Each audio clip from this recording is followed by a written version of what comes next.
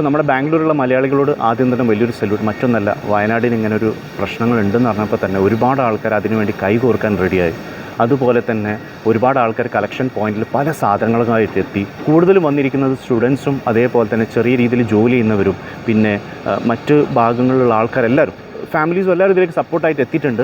അപ്പം അവർക്കെല്ലാവർക്കും ഒരു ബിഗ് സല്യൂട്ട്. ഇനി അത് മാത്രമല്ല, ബാംഗ്ലൂരിലുള്ള ഇൻഫ്ലുവൻസേഴ്സ് ആയിട്ടുള്ള മലയാളീസ് ബാംഗ്ലൂർ മലയാളി ട്രോൾസ് ഒക്കെ പറഞ്ഞ പല പേജുകളുണ്ട്. അവർക്കും ഒരു ബിഗ് സല്യൂട്ട്.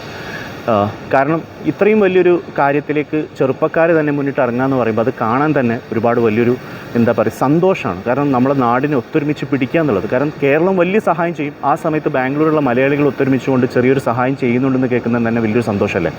എനിക്കിവിടെ പറയാനുള്ളൊരു കാര്യം എന്തെന്ന് വെച്ചിട്ടുണ്ടെങ്കിൽ, ഇപ്പോൾ നമുക്കറിയാം ബാംഗ്ലൂരിൽ ഒരുപാട് വലിയ വലിയ സംഘടനകളുണ്ട്. ഇപ്പോൾ KMCC, കേരള സമാജം, ഇതേപോലെ തന്നെ കർണാടക മലയാളി സമാജം, ഇങ്ങനെ ഒരുപാട് സംഘടനകളുണ്ട്. അതിൻ്റെ കൂടെ തന്നെ ഫേസ്ബുക്ക് ഗ്രൂപ്പുകളായിട്ടുള്ള BMC, BMF, BMZ ഇങ്ങനെയുള്ള പേജുകളുണ്ട്. എല്ലാവരും കാര്യമായിട്ട് തന്നെ ചെയ്യുന്നുണ്ടെന്നുള്ളത് നമുക്ക് എല്ലാവർക്കും അറിയാം. കാരണം ഇങ്ങനത്തെ പല ചെറിയ ചെറിയ സിറ്റുവേഷൻ വന്നപ്പോഴും വലിയ സിറ്റുവേഷൻസ് വന്നപ്പോഴും സഹായിച്ചിരിക്കുന്നതാണ് KMCCയും കേരള സമാജമൊക്കെ.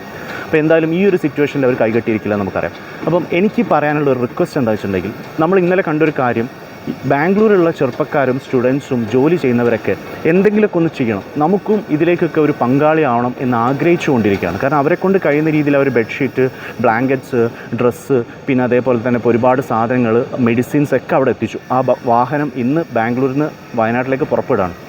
അപ്പം എനിക്ക് പറയാനുള്ളത്, ഇതിന് നമ്മൾ മലയാളികൾ, ബാംഗ്ലൂരിലുള്ള മലയാളികൾ ഒത്തൊരുമിച്ചുകൊണ്ട് എന്തെങ്കിലും ചെയ്യണം എന്നുള്ളതാണ്. കാരണം എല്ലാവർക്കും കാര്യമായിട്ട് എന്തെങ്കിലും ചെയ്യണം എന്നുള്ളൊരു ആഗ്രഹമുണ്ട്. അപ്പോൾ നമ്മൾ എല്ലാവരും ചെറുപ്പക്കാർക്കുള്ള ഒരു നല്ലൊരു സപ്പോർട്ട് കൊടുത്തുകൊണ്ട്, ഇപ്പോൾ KMCC ആണെങ്കിലും കേരള സമാജം ആണെങ്കിലും ഈ ഫേസ്ബുക്ക് ഗ്രൂപ്പുകളാണെങ്കിലും നിങ്ങൾ ചെയ്യാൻ പോകുന്ന കാര്യങ്ങളെ ഒന്ന് അറിയിച്ചുകൊണ്ട് എല്ലാവരിലേക്കൊന്ന് അറിയിക്കുക. മറ്റൊന്നും കൊണ്ടല്ല, കാരണം നമുക്കറിയാം നിങ്ങളൊരു വലിയൊരു സഹായമാണ് അവർക്ക് ചെയ്യാൻ പ്രതീക്ഷിക്കുന്നതെന്നുള്ളതും പിന്നെ നമ്മൾ എവിടെ ചെയ്താലും എവിടെ എത്തില്ലെന്നും നമുക്കറിയാം.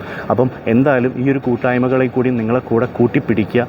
പിന്നെ നമുക്കറിയാം വയനാടിന് ഉണ്ടായ ഈ ഒരു വലിയൊരു നഷ്ടം, അല്ലെങ്കിൽ ഈ അവിടെ താമസിച്ച അല്ലെങ്കിൽ അവരിൽ പലർക്കും ഉണ്ടായ നഷ്ടം എന്ന് പറഞ്ഞാൽ അത് ആർക്കും നീക്കം ചെയ്യാൻ പറ്റാത്ത നഷ്ടമാണ്, അത്രയും വലിയ നഷ്ടമാണ്. പക്ഷേ എന്നാലും അവർക്ക് ചെയ്തു കൊടുക്കാൻ പറ്റുന്ന സഹായം നമ്മുടെ ബാംഗ്ലൂരിൽ നിന്നും കേരളത്തിൽ നിന്നുള്ള മലയാളികൾ എന്ത് വന്നാലും ചെയ്തു കൊടുക്കുന്നുള്ളത് എല്ലാവർക്കും അറിയാം. അതും പുറത്തുനിന്നും GCs നിന്നും എല്ലാം വലിയൊരു സഹായം തന്നെ അവർക്കെത്തും. അവർക്ക് എങ്ങനെയെങ്കിലും ആശ്വസിക്കാനുള്ള എല്ലാ സഹായങ്ങളും എത്തും നമുക്കറിയാം. എന്നാലും ഞാൻ എന്തുകൊണ്ടാണ് ഈ ഒരു ചെറുപ്പക്കാരെയും അതേപോലെ തന്നെ സ്റ്റുഡൻസിനെയും ഈ ചെറിയ രീതിയിൽ ജോലി ചെയ്യുന്ന ആൾക്കാരെ കൂട്ടിപ്പിടിക്കാൻ പറയുന്നത് വെച്ചിട്ടുണ്ടെങ്കിൽ, അവരെ കൊണ്ട് കഴിയുന്ന സഹായം വളരെ ചെറുതായിരിക്കും. പക്ഷേ അവർക്ക് കാര്യമായിട്ട് എന്തെങ്കിലും ചെയ്യണം എന്നുള്ള ഒരു ആഗ്രഹങ്ങളും മറ്റുമൊക്കെ ഉണ്ട്. അപ്പോൾ അതിന് ഈ KMCCയുടെയും കേരള സമാജത്തിൻ്റെയും, പിന്നെ അത് മാത്രമല്ല, ഇപ്പോൾ നമുക്കറിയാം ബാംഗ്ലൂരിൽ വളരെയധികം ഫേമസ് ആയിട്ടുള്ള ചില വ്യക്തികളുണ്ട് സഹായത്തിൽ തന്നെ. ഇപ്പോൾ മണിയേട്ടനൊക്കെ പോലെ, ഡെൽക്കോ മണിയേട്ടനൊക്കെ പോലെ.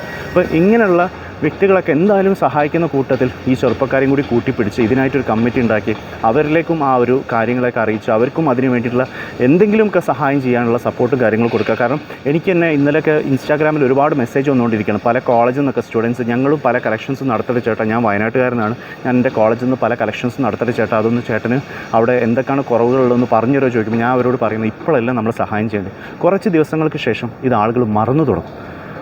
ചിലപ്പം ആൾക്കാർ ഇതിനെ ഓർക്കാതെയാവും. ആ സമയത്ത് ആയിരിക്കും ഇവർക്കൊരു വീടുണ്ടാക്കേണ്ട ആവശ്യങ്ങൾ വരിക, ഇവർക്കൊരു സ്ഥലത്തിനുള്ള ആവശ്യങ്ങൾ വരിക. അതിലേക്കാണ് നമ്മൾ തീർച്ചയായിട്ടും സഹായങ്ങൾ ചെയ്യേണ്ടതും.